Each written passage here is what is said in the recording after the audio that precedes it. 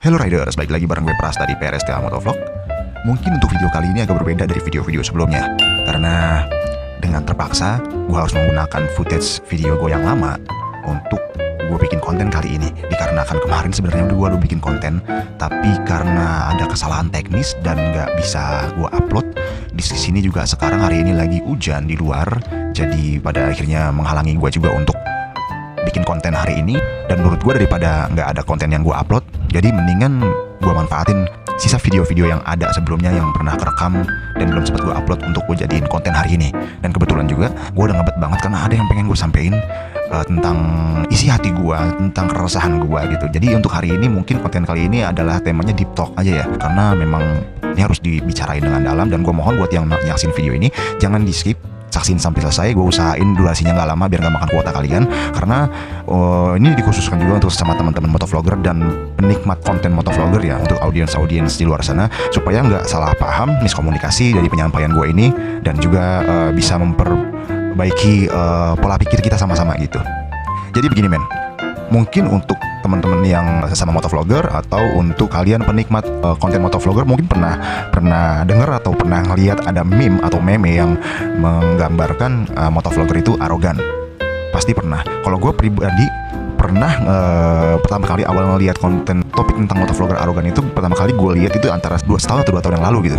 Dan itu berhasil membuat image tentang motovlogger arogan itu, berhasil membuat netizen dan masyarakat bisa dikatakan geram, jadi berstigma negatif, dan juga dampaknya jadi mukul rata ke semua motovlogger bahwa di pandangan masyarakat motovlogger semuanya adalah arogan. Gitu. Arogannya seperti apa? Seperti ada di meme-meme yang udah tersebar dan sempat viral. Arogannya itu adalah kayak nggak mau disalip, motovlogger emosian di jalan, terus juga yang paling viral sih intinya ya motovlogger nggak mau disalip gitu kan. Gue nggak ngerti sebenarnya itu mulainya dari siapa nih oknumnya gitu. Awalnya siapa gitu sampai bener-bener bikin nama motovlogger tuh dipukul rata semuanya arogan gitu loh. Jadi gue sempat ngelakuin riset, sekedar riset kecil-kecilan aja buat nyari tahu seberapa jauh sih konten viral tentang motovlog arogan ini berjalan gitu loh. Dan gue ketik di keyword di YouTube, gue ketik keywordnya di YouTube motovlog arogan atau motovlogger arogan, itu rata-rata video-video yang sempat viral yang lama, yang udah diposting setahun 2 tahun yang lalu. Yang paling baru kemarin itu yang paling terbaru itu paling baru 9 bulan yang lalu. Rata-rata itu yang bikin konten tentang topik motovlog atau motovlogger arogan. Untuk yang kayak baru sehari kemarin atau 2 hari yang lalu atau sebulan yang lalu pun nggak ada ya kalau gue lihat. Entah gue kelewat atau terlalu banyak scrolling atau gue miss gitu, tapi nggak tahu deh. Kalau dari riset gue yang gue lakuin ya hanya ya kurang lebih seperti itu gitu. Dan rata-rata balik lagi meme-nya ya isinya motovlogger yang gak mau disalip, geber-geber orang di jalan yang gak salah apa-apa. Tapi yang aneh gini men, gua fokus di konten motovlog ya, yang otomatis gua bikin channel ini juga dibantu dari support teman-teman sesama motovlogger lain yang ada tersebar di berbagai daerah. Kalau mau lihat siapa aja ya, itu yang biasa ada di kolom komentar gua, yang biasa ada di yang biasa gue share di postingan komunitas gue, yang sering banget berinteraksi sama gue di kolom komentar atau di postingan komunitas lah gitu intinya ya. Yang sering nonton konten gue. Dari banyaknya teman-teman motovlogger gue ini, satu pun gak ada yang gue lihat mencerminkan sebagai motovlogger arogan gitu loh. Padahal mereka juga jadi motovlog udah nggak yang sebulan 2 bulan gitu, bahkan lebih lama dari gue. Subscribernya pun banyak, videonya banyak, temen nonton juga banyak gitu. Tapi gue nggak lihat ada satupun dari konten mereka yang mencerminkan sesuai sama deskripsi yang diviralkan oleh konten motovlog arogan dari orang-orang itu gitu. Dan itu yang bikin gue bertanya-tanya, siapa sih awal oknum yang bikin nama motovlog jadi jelek ini karena nggak mau disalip atau berbagai macam lah ya. Siapa sih sebenarnya, gue bingung gitu loh. Kalau ada yang tahu mungkin bisa tulis di kolom komentar biar gue tonton linknya. Karena gue penasaran banget gitu, awal mulanya itu gimana gitu. Gue penasaran sampai gue cari-cari dan nggak ketemu gitu kan. Gak usah bicara tentang motovlogger deh, tentang profesi sebagai motovlog deh. Kita bicara tentang cara berkendaranya aja. Ada sampai sekarang, bahkan 4 hari yang lalu itu masih ada postingan, ada sebuah video konten yang baru diupload 4 atau 5 hari yang lalu. Beliau motovlog 2 orang. Gue gak mau nyebutin nama channelnya karena gue gak mau bikin kalian yang berpendapat sama gue untuk benci sama dia secara personal ya. Tapi ini mungkin bakal lewat di beranda kalian kalau kalian sering nonton video-video motovlog. Dan kalau kalian buka ketik keyword motovlog arogan dan cari yang baru diupload, itu ada videonya. Jadi bersih tegang antara 2 motovlog ini dengan mobil Fortuner lah gitu. Gue gak mengkritik personalnya ya, Gue nggak mau menyerang secara personal karena menurut gue itu nggak profesional. Jadi di sini gue menilai bukan menyerang, menilai lebih ke cara berkendaranya dan attitude-nya di jalan kayak gitu. Dan ternyata masih ada yang ketika gue nyari siapa sih pengendara motovlog arogan ini yang awal-awal mula, tapi yang ketemu malah justru yang itu gitu, baru-baru ini gitu. Dan dari cara berkendara sama attitude-nya di jalan menurut gue sangat amat kurang ya. Dan menurut gue sama sekali nggak dewasa. Mungkin karena umurnya juga masih belia kali ya. Jadi belum bisa berpikir dewasa untuk mengutamakan keselamatan dan kenyamanan berkendara orang lain. Sampai yang kocaknya tuh ya dia pokoknya intinya dia ketemu mobil Fortuner itu, yang menurut gue Fortuner itu mungkin dari kedua belah pihak ini, dari sisi motovlogger sama sisi pengendara Fortuner ini mungkin memang salah ya, sama-sama salah gitu. Tapi menurut gue nggak seharusnya disikapi seperti itu gitu.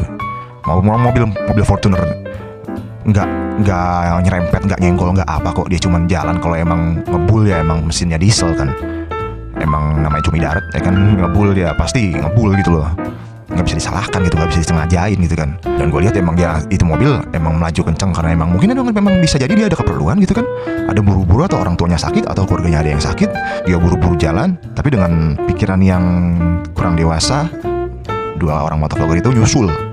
Kebetulan yang satu pakai moge, geber-geber lah sampai itu mobil nggak seneng. Gua kalau jadi pengendara Fortuner itu juga nggak bakal seneng, malah gue suruh minggir. Maksudnya kenapa geber-geber? Kalau emang gua nyenggol, bagian mana yang rusak? Ada nggak motor lo yang kesenggol dan rusak gitu, ibaratnya kan gitu. Tapi ini kan nggak sama sekali gitu. Dan jadi menurut gue alangkah sangat konyolnya gitu, nggak ada yang kesenggol. Fortuner itu juga nggak menunjukkan awal-awalnya ya. Gue lihat dari awal videonya, gue perhatiin, gue ulang-ulang, mobil Fortuner itu nggak nyari gara-gara. Dia langsung ngebut di tengah, itu berusaha mendahului karena di sisi kanan ada orang jalan pelan naik motor. Di belakang motor itu yang masih sisi kanan juga, itu ada motovlogger yang satunya lagi juga jalan pelan.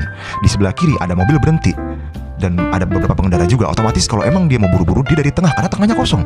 Menurut gue itu sah-sah aja, nggak ada yang salah. Dan dengan konyolnya motovlogger yang di belakang nih yang pakai moge itu nyusul dan geber-geber. Menurut gue siapa yang gak dewasa di situ? Pesan gue gini men, ini buat kesemua dan buat diri gue juga, saling mengingatkan aja. Kita berkendara itu bukan cuman sekedar punya SIM, bukan sekedar bisa punya skill, tapi juga harus pakai attitude, sikap, dan juga kedewasaan.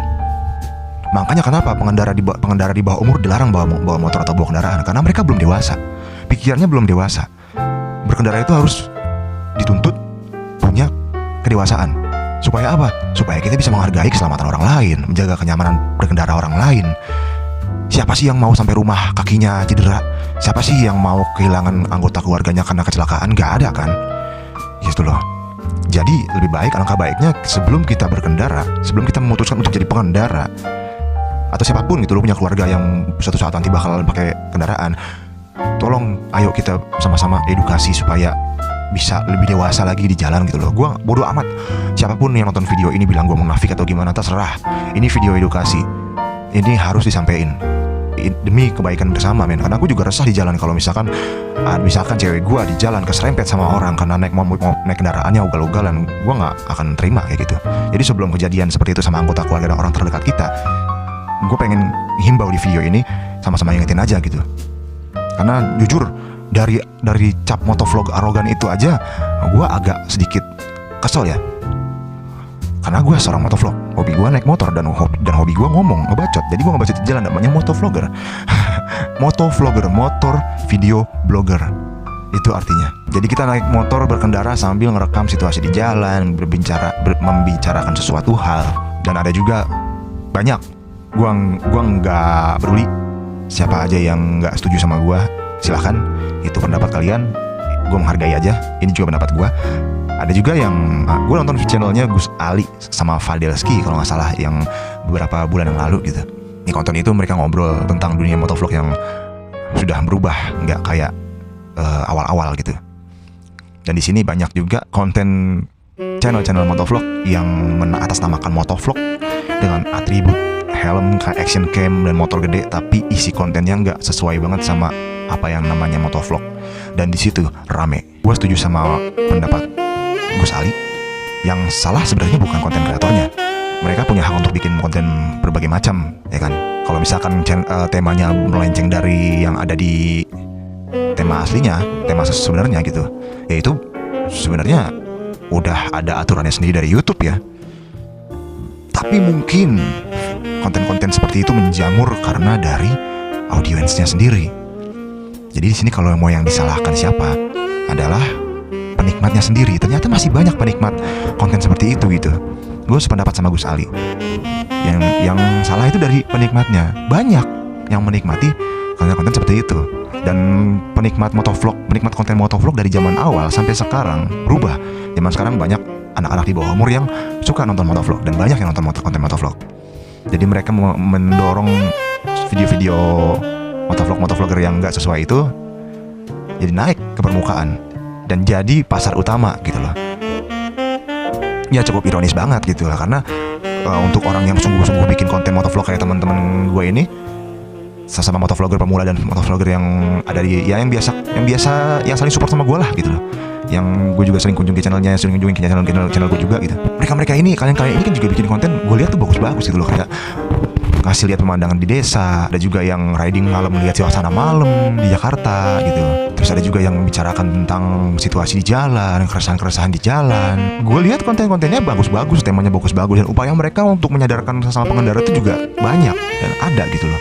Alangkah kasihannya gitu loh, yang udah sungguh-sungguh bikin konten tapi nggak naik gitu, karena nggak dibumbui dengan hal-hal yang fiktif atau dengan hal yang bisa menjerumuskan orang untuk melakukan hal negatif. Balik lagi, masyarakat Indonesia butuh edukasi, jadi nggak salah kita ngasih insight supaya orang bisa memilih mana konten yang beneran bermanfaat dan menghibur juga. Jadi ya gue berharapnya penikmat motovlogger, audiensnya, penontonnya itu juga mengambil manfaat dan hal-hal baik yang dari konten motovlog yang mereka tonton gitu.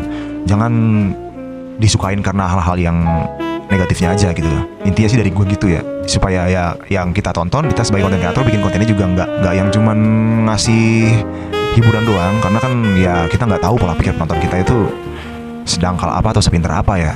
Nanti bisa juga salah tangkap, wah si bang ini kebut-kebutan, berarti gue juga bisa dong kebut-kebutan gitu kan. Ngebut nggak masalah sih, asal bisa memperhitungkan gitu kan, ibaratnya nggak mengganggu kenyamanan orang lain gitu. Ada juga kok yang ngebut-ngebut dan gue lihat juga enjoy aja gue nontonnya. Orang nggak merugikan orang lain, kalau nggak merugikan apa salahnya gitu. Kalau ngebut dengan perhitungan apa salahnya gitu loh. Yang salah di sini kan yang bisa bikin stigma masyarakat memandang negatif tentang hobi kita ini gitu loh. Itu yang salah. Jadi gue berharapnya kita sama-sama bikin dunia motovlogger ini bangun lagi dengan vibe yang positif, dengan pandangan yang positif, supaya orang-orang di luar sana ketika ngeliat motovlogger juga nggak asal nyebut kayak makhluk terkuat di jalanan lah, di bumi lah, atau apalah itulah, ngalahin ibu-ibu lah segala macem. Supaya mereka nggak mikir ke situ lagi. Dan alhamdulillahnya banyak kok motovlogger yang berchannel besar yang subscribernya juga jutaan, dan mereka nyontohin hal yang baik juga ada kok. Jadi kayaknya gak mungkin ini fase kali ya. Nanti bakal ada pasanya lagi motovlogger yang ya, sifatnya emang bikin konten untuk berkreasi dengan hal yang positif ya, maksud gue. Itu bisa bangun lagi gitu loh, bisa mengubah cara pandang masyarakat lagi supaya kita nggak dipandang negatif itu sebagai motovlogger. Itu aja sih paling dari gue. Ini keresahan gue. Terlebih dari itu gue senang banget karena kawan-kawan motovlogger yang saling support sama gue, alhamdulillahnya nggak ada yang kayak gitu. Jujur ya, ini bukan gue menjilat atau mengbagus-baguskan supaya gue nggak dibully, enggak. Yang nggak sesuai sama cara pandang gue silakan tulis di kolom komentar, kita berdiskusi aja gitu kan. Tapi jujur, dari yang saling support sama gue, motovlogger dimanapun kalian yang jadi teman-teman gue sekarang, nggak ada tuh yang kayak gitu. Makanya gue di sini berusaha menyangkal, yang dibilang arogan itu siapa, oknumnya siapa, awal mulanya gimana gitu loh, sampai bisa dipukul rata semua motovlogger itu arogan gitu loh, sampai mengubah cara pandang orang. Jujur pasti kalian yang jadi motovlogger pernah lewat di jalan nih, terus lagi on cam tiba-tiba ada orang mandang sinis, pasti pernah, ya kan? Pasti pernah, gue pernah, dan gue nggak ngelakuin apa-apa di situ, gue cuma jalan santai, pandang sinis, dan di situ jujur gue gak nyaman, makanya gue bikin video ini. Oke, paling segitu dulu video dari gue. Kalau ada salah-salah kata gue mohon maaf. Kalau ada cara pandang yang berbeda atau pendapat atau pola pikir yang berbeda dari kalian untuk yang gak sesuai sama gue, silahkan tulis di kolom komentar. Kalau ada yang pendapat kalian yang sependapat sama gue, silahkan juga tulis di kolom komentar. Kita berdiskusi, kita bikin dunia motovlog ini jadi makin maju lagi, makin positif lagi, makin bermanfaat lagi untuk semua yang nonton, untuk semua masyarakat Indonesia secara langsung atau secara tidak langsung. Buat kita yang sesama motovlogger, semangat terus, jangan nyerah. Apapun kondisinya, apapun keadaannya, hajar terus, sikat terus, gaspol, gaskan lah, jangan kasih kendor. Ride safe as always, stay safe, tetap hati-hati di jalan. Terima kasih banget yang udah nonton. kita ketemu di video selanjutnya. Yang belum subscribe jangan lupa subscribe, share, like, dan komen. Bantu support channel ini supaya makin berkembang lagi, oke? Oke, sekali lagi gue pamit ya. See you on the next road. Bye.